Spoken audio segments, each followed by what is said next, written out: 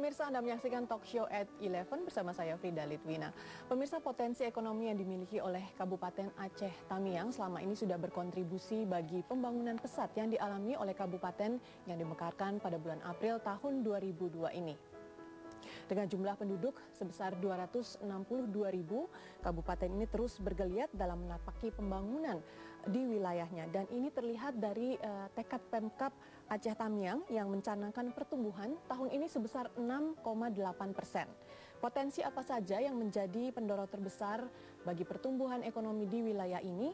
Dan pemirsa, bagaimana kesiapan para investor untuk berinvestasi di Kabupaten Aceh Tamiang? Sudah hadir bersama kita di studio Metro Manulife, Pak Hamdan Sati, Bupati Aceh Tamiang. Selamat pagi Pak, terima kasih sudah hadir. Selamat pagi. Juga ada Pak Razuardi, Sekda Kabupaten Aceh Tamiang. Pak Razuardi, terima kasih. Dan juga Pak Rusman, Ketua DPRK Aceh Tamiang. Terima kasih Pak. Saya mau ke Pak Hamdan dulu. Pak Hamdan, kita kilas balik sebentar nih Pak. Sebelum Aceh Tamiang dimekarkan, tahun 96 Anda secara pribadi melakukan suatu terobosan besar dengan mengubah lahan tidur menjadi sawah pasang surut. Luasnya 100 hektar di suatu desa di Kecamatan Bendahara ini Pak ya. Dan air sungai di sana dinaikkan ke sawah oleh pasangnya air laut, dan sampai sekarang ini manfaatnya masih dinikmati oleh masyarakat di Aceh Tamiang.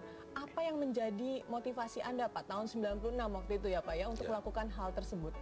Motivasinya sebetulnya untuk menggeliatkan masyarakat ke arah menjadi petani di Kabupaten Aceh Tamiang.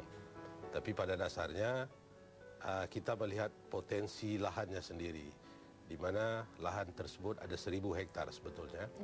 Tapi kita coba yang 100 hektar ini untuk sebagai percontohan, dan alhamdulillah sekarang ini masyarakat menikmati hasil dari sawah pasang surut yang kita upayakan penggunaannya. Dan sepanjang sejarahnya Pak, sejak dimekarkan dengan pencapaian juga dilihat dari tahun lalu, tahun ini Pemkab mencanangkan 6,8% ya Pak ya pertumbuhan ekonomi di Kabupaten Aceh Tamiang. Potensi dari sektor mana saja Pak yang bisa digali untuk mendukung tercapainya target ini Pak? Kami ada 4 potensi pertumbuhan dari 6,8% itu, yaitu potensi perkebunan sawit, perkebunan karet, seterusnya pertambangan, dan potensi kebudayaan. Bisa diberikan secara detail Pak, kalau di bidang sawit misalnya, sejak dimekarkan hingga sekarang sudah berapa banyak mungkin perusahaan swasta di sektor kelapa sawit yang sudah berinvestasi di daerah Anda? Kami ada 27 perusahaan kelapa sawit yang sudah berinvestasi, dan ada 11 PKS, yaitu pabrik kelapa sawit yang ada di tempat kami, dan ada 3 perusahaan karet yang ada di tempat kita.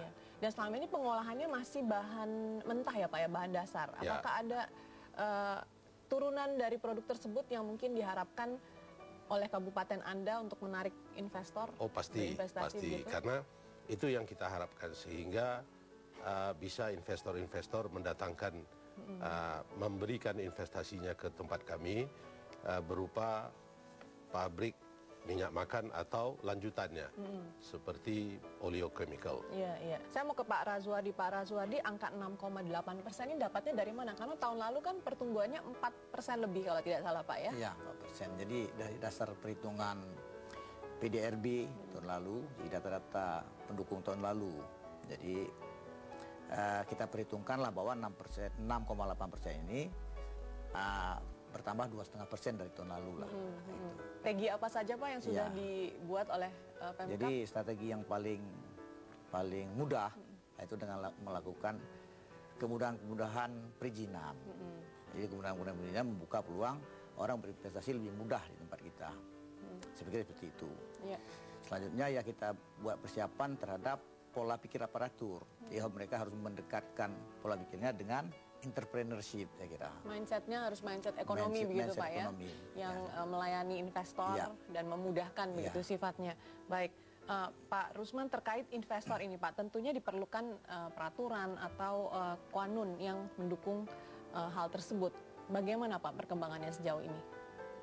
Ya, kalau untuk Kabupaten Aceh Tamiang, kami dari Perwakilan Rakyat, kami sudah menyiapkan beberapa kanun yang tentang khusus untuk menerima para investor yang masuk ke Kabupaten Aceh Tamiang. Contohnya Pak, mungkin bisa Contohnya kita sudah buat juga di bidang pertambangan, termasuk kanun pengelolaan sumber tua.